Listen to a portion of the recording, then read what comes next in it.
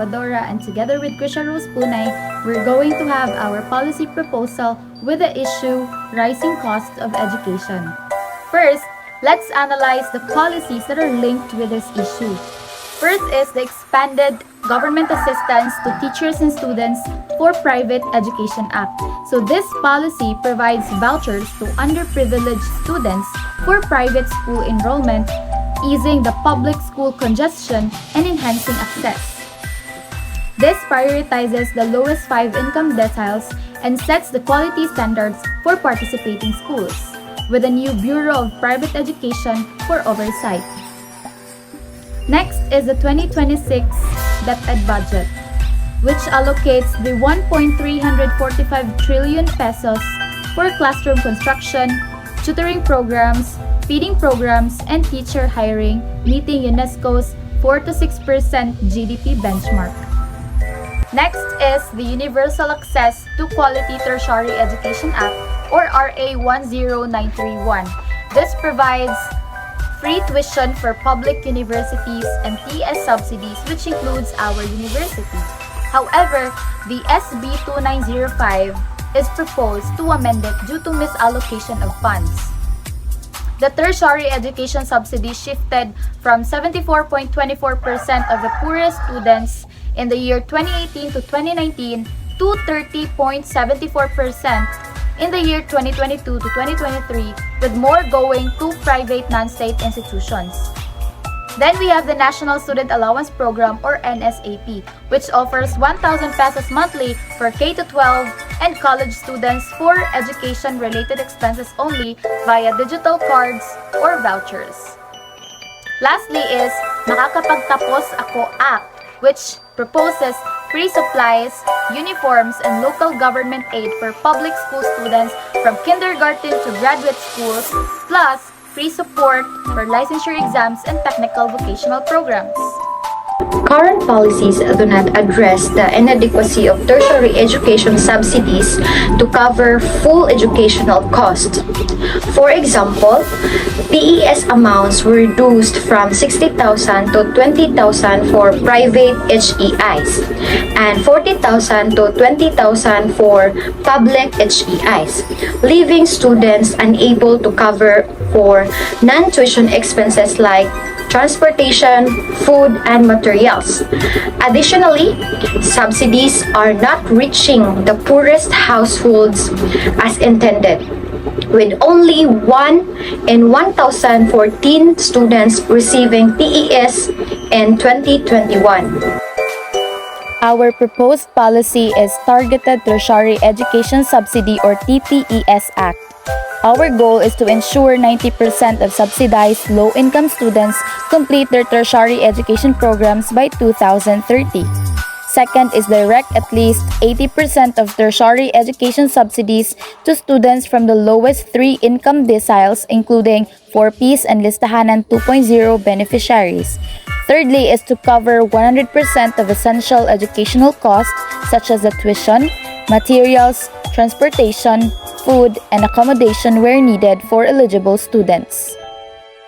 And for the strategies, first is to determine the subsidy amount per student based on their program, institution type, and household income, collecting information or data from their PSA, DSWD records, or HEIs. Second is the automatic eligibility for vulnerable groups such as the 4Ps graduates, indigenous people, PWDs, and solo parent households who meet admission requirements. Thirdly is to release subsidies and installments tied to academic progress such as the passing grade and attendance or the minimum attendance to encourage completion. Fourthly is the public-private partnerships, or PPPs. This is to collaborate with private higher education institutions to offer matching grants or reduce fees for subsidized students in exchange for quality assurance commitment. Lastly is the financial literacy integration. This is to include the mandatory financial management workshops for grantees to ensure responsible use of funds. Implementation is number 1, pilot in regions with the highest dropout rates, such as Bangsamoro Autonomous Region in Muslim Mindanao, Caraga, especially in Region 7. Register eligible students via an online portal link to DSWD and PSA databases, disburse subsidies through digital wallets such as Maya Banks, GoTime, and GCash that are accessible for students. The number 2 is expand nationwide. Establish regional offices to monitor implementation and receive disputes. The last number is number 3. Evaluate and refine the program based on outcomes. Integrate with lifelong learning initiatives for career advancement. For the budget, the total estimated cost for 5 years is 250 billion. For subsidy disbursements, we have 200 billion for 80% of total budget, and the administrative cost for 25 billion or 10% for portal development, monitoring, and staff. And financial literacy programs that cost 10 billion or 4% of the funding sources. We have to reallocate unused portions of existing education budgets, increase corporate tax incentives for education donations, and secure loans from international development banks such as the World Bank. Then let's have the evaluation. First is the quantitative metrics, where we have to track the graduation rates, the subsidy allocation accuracy, dropout rates, and employment outcomes for grantees.